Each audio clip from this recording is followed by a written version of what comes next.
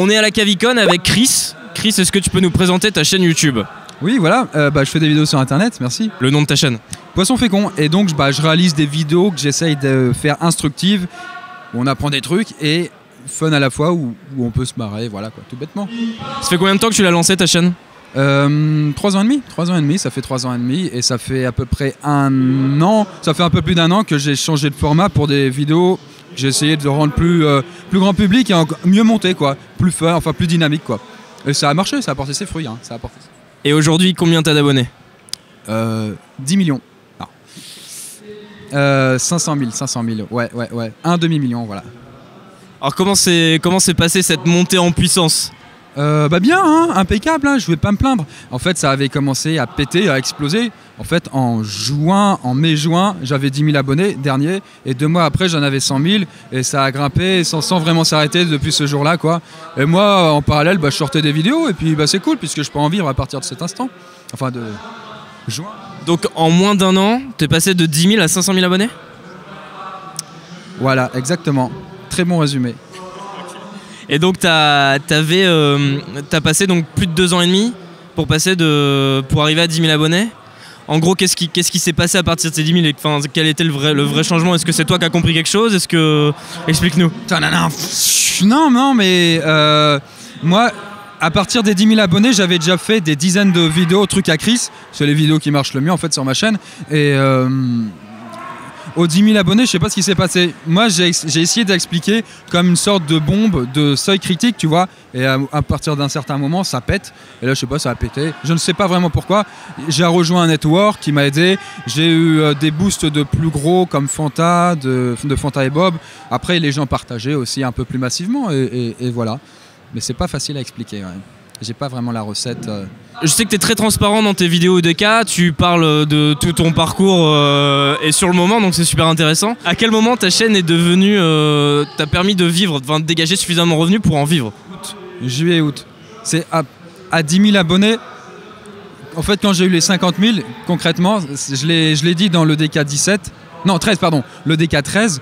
Le 17, c'était le dernier qui est sorti. Le DK 13, j'avais dit à 550 000 abonnets, j'ai atteint le moment où je pouvais en vivre. Disons que je gagnais à peu près, enfin, je faisais plus d'1 million de vues. Donc, tu convertis ça, 1 000 €, oui, par mois, ouais, par mois. Et voilà, c'était à partir de ce moment où ça a été sympa. Après, aux 100 000, c'était encore mieux. Et là, s'il faut parler de chiffres, je plafonne à, on va dire, 3 millions de vues par mois. Ça représente 2 000 à 3 000 €, quoi. On va dire 3 000 balles. Voilà. Donc tu as un channel network, à partir de quand ils t'ont contacté Ils m'ont contacté à peu près aux 10 000 abonnés, j'avais signé, ça a pris quelques semaines et voilà. Tu as eu plusieurs propositions ou il y en a eu qu'un qui t'a appelé? Il y en a eu plusieurs et je refusais jusqu'à ce que j'accepte pour eux. Je me suis dit, bon, en fait aussi il y avait beaucoup de vidéos qui avaient des problèmes de monétisation. Elles s'étaient coupées, je voyais pas, j'arrivais pas à résoudre par moi-même. Donc c'était un peu bête puisque j'essayais de gagner un petit peu d'argent avec ma chaîne puisque ça me demandait beaucoup de temps. Et puis, grâce au network, tout s'est débloqué et c'était assez sympa aussi de ce côté-là. À quoi ça sert un network? À quoi ça te sert, toi? Ça permet d'avoir une meilleure monétisation, c'est-à-dire qu'en fait, sans network, c'est-à-dire sans boîte derrière toi qui va gérer les pubs, un petit peu ta chaîne, disons que les publicités, c'est plus difficile à ce qu'elles atterrissent sur tes propres vidéos. Avec un network, c'est plus simple, donc la monétisation augmente. En contrepartie, le network va prendre une partie de ton revenu. En général, c'est 30%, moi c'est à 25% actuellement des bénéfices, enfin du chiffre d'affaires.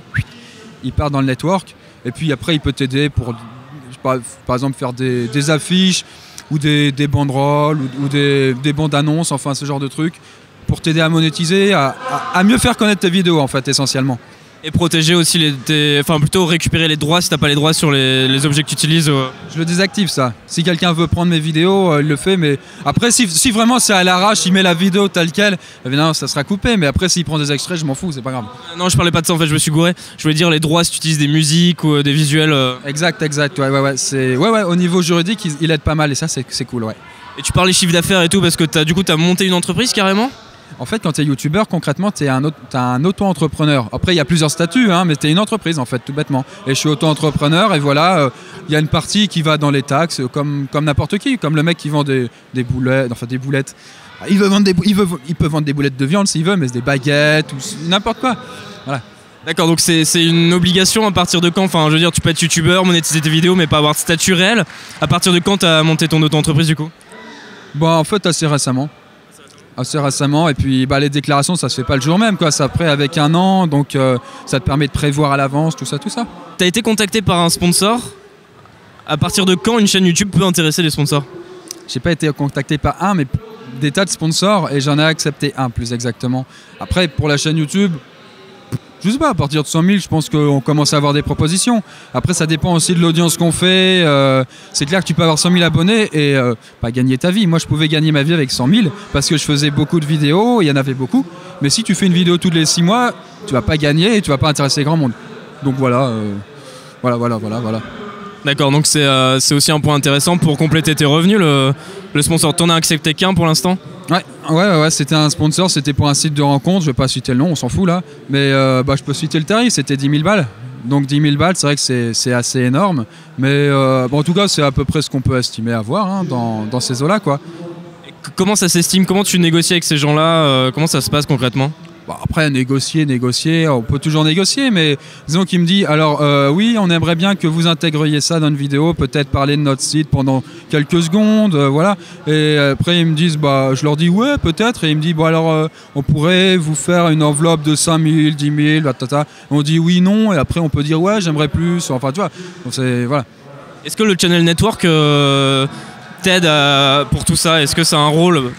Ouais, le Channel Network, il peut faire l'intermédiaire et à ce moment-là, on est assisté par des juristes, avocats, je sais pas quoi, donc des gens qui peuvent faire un contrat propre. En contrepartie, ils vont prendre une partie de l'enveloppe, quoi. Donc ça fait un moment que tu fais des vidéos, tu as dû apprendre plein de choses, et notamment sur l'écriture, et même on sait que tu changes de format et tout, donc qu'est-ce que tu as appris? Comment t'écris tes projets? Au début, c'est vrai qu'il y a 3-4 ans, je connaissais rien du tout au montage vidéo, c'était pas mon truc, j'étais pas forcément hyper à l'aise devant la caméra, et petit à petit ça s'est débloqué. Et puis pour la question, pourquoi j'ai changé de format, c'est ça ouais. Ou plutôt, pourquoi tu as changé de format, et du coup comment tu écris vraiment tes vidéos, comment tu t'y prends? Bon, concrètement, l'ancien format, les mini-cours, ça durait 10-15 minutes, je parlais plus lentement, l'humour était un peu plus distillé, un peu moins présent, le rythme était plus lent, et là j'ai tout cassé. J'ai fait passer à 5 minutes, j'ai divisé le temps, je parlais plus rapidement, j'étais un peu plus nerveux. Voilà. Donc c'est plus au niveau du rythme que tu as fait le changement alors? Ouais, sinon on apprend toujours des choses et voilà, au niveau de l'humour, peut-être un peu plus... Et voilà. Il y a la fond quoi. Ouais.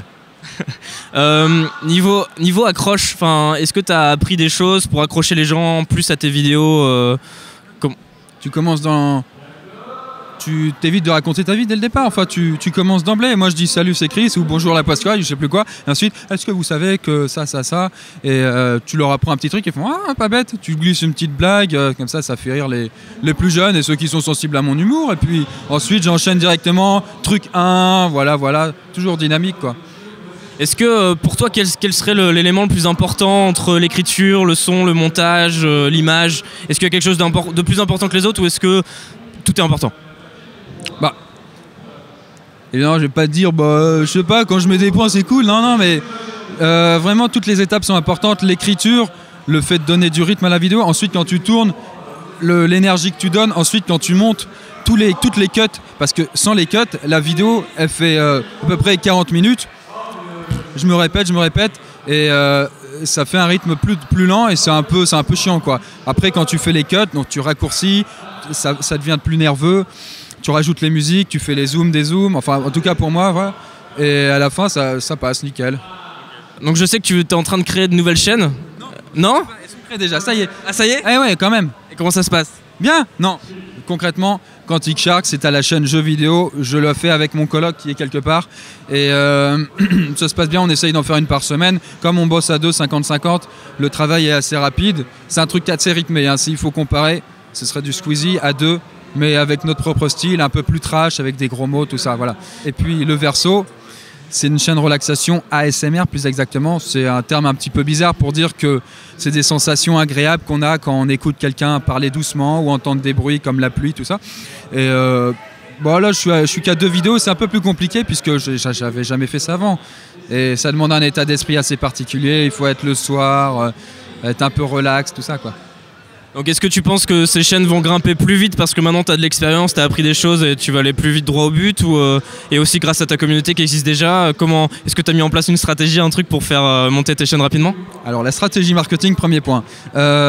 Déjà, le fait d'avoir 500 000 abonnés, j'aurais communiqué sur la propre chaîne. Donc ça fait que j'ai à peu près 30 000 abonnés sur chaque chaîne. Voilà. Avec ou sans vidéo, les gens y viennent. Alors parfois il y en a en commentaire qui dit putain c'est dégueulasse, t'as des milliers d'abonnés alors que t'as rien. Oui mais en même temps c'est normal, quand t'as une grosse chaîne qui alimente la plus petite, c'est un peu normal. Et voilà quoi, quelle est la question? La question c'était est-ce que du coup vu que ta première chaîne que tu as lancée, tu as mis du temps à trouver les formats et tout, là j'imagine que tu vas plus vite droit au but. Qu'est-ce que tu as appris? Qu'est-ce que tu vas pas refaire comme erreur peut-être que tu avais fait? Oui, non, en fait, c'est quand même très différent puisque Quantic Charge, ce sont des jeux vidéo. Si ce n'est qu'on essaye de conserver rapide, nerveux, avec des plans, de l'humour. Donc je pense que je suis assez confiant là-dessus. Pour le verso, je repars en fait vers les origines puisqu'il n'y a pas beaucoup de cuts, c'est beaucoup plus lent. Exprès, c'est censé endormir les gens hein, concrètement. Et je suis moins sûr. Apparemment, ça marche assez, mais je suis moins sûr de son succès. C'est vraiment pour le fun, on va dire, que je le fais. Donc si tu aurais des conseils à donner à des gens qui veulent se lancer sur YouTube, ça serait quoi? Bah écoutez, essayez, faites la chose. Non mais non justement c'est pas d'essayer et de se lancer. Enfin, si vous voulez le faire pour le fun, faites-le. Mais après, si vous voulez réussir, il n'y a pas de mal à réussir. Enfin, il faut essayer d'adapter, de trouver une ligne directrice un peu plus bonne. Concrètement, un format de vidéo on peut penser qu'il va fonctionner. Il ne faut pas se lancer à l'arrache, j'ai envie de faire des trucs sur les jeux vidéo. Si tu veux faire des trucs sur les jeux vidéo, faire des let's play, vas-y. Mais il ne faut pas t'attendre à du succès parce que c'est vrai qu'il y en a beaucoup sur le marché. Essaye de faire original, c'est vraiment l'originalité, le dynamisme. C'est les deux points clés. L'humour, c'est toujours sympa. Après, ça ne peut pas passer avec tout le monde, mais c'est un point quand même généralement positif. Chris, qu'est-ce que tu utilises comme matos? Alors j'ai une caméra 600D, c'est un truc que j'avais acheté 500 € à peu près il y a un an. Pour le micro, c'est un Rode Mic Pro, à peu près 150 balles, que je branche à la caméra. Pour la lumière, c'est 2 softbox. J'en utilise souvent une en fait, une seule ça suffit. C'était autour des 80 € si on donne des prix. Voilà, ensuite pour le logiciel de montage Vegas Pro machin, l'un des derniers. Non, par contre pour la SMR, j'ai deux micros Yeti, c'est des espèces de trucs qu'on branche. Le problème c'est que je suis obligé de les brancher en USB directement à l'ordi, donc je peux pas aller très très loin. Un son binaural, c'est-à-dire je peux parler en fait des deux micros, ça fait différent avec les deux oreilles. Donc tu as compris que le son c'était très important en vidéo? Ouais, surtout pour la SMR, c'est vrai que c'est un pilier. De manière générale, c'est cool, avoir un son sympa, ouais, c'est bien, c'est bien. Comment il va évoluer peut-être tes projets sur YouTube et puis est-ce que tu as d'autres projets à côté? Ouais, YouTube, je continue les vidéos, je suis en train d'embaucher quelqu'un qui va m'aider à les monter parce que c'est vrai que ça me prend de plus en plus de temps et en parallèle, j'aimerais sortir des jeux vidéo, terminer ce putain de roman, je suis à 400 pages, ça fait un bail que je suis à 400 pages et ouais, à un moment, il faut le sortir. Donc voilà, ouais, j'ai plein de projets et puis voilà, il y a le Kundar. Le Kundar, en fait, c'est le nom de mon entreprise. Et tout bêtement, quoi, je pense que ça va devenir quelque chose de très sympa à l'avenir, mais il faut avoir le temps et l'argent à investir dedans, quoi, c'est sûr. Donc tu as embauché quelqu'un qui va t'aider à quel niveau? Tu vas embaucher quelqu'un qui va t'aider à quel niveau? Montage des vidéos, c'est-à-dire le travail que je fais, il m'aidera à le faire ou je vais déléguer, quoi, tout bêtement. Comme quand un chef d'entreprise, il n'est pas tout seul dans son entreprise. Il y a plein de personnes qui peuvent lui donner un coup de main. C'est pareil, là, c'est pareil. Bah super, merci Chris pour toutes ces réponses super intéressantes. Merci, super, nickel. Tu peux retrouver ici toutes les interviews que j'ai pu faire à la Cavicon 2015. T'as juste à cliquer sur les têtes. Et n'hésite pas à t'abonner à ma chaîne YouTube Rouge Vert Bleu. Le but c'est qu'on partage tous ensemble ce qu'on sait sur la création vidéo.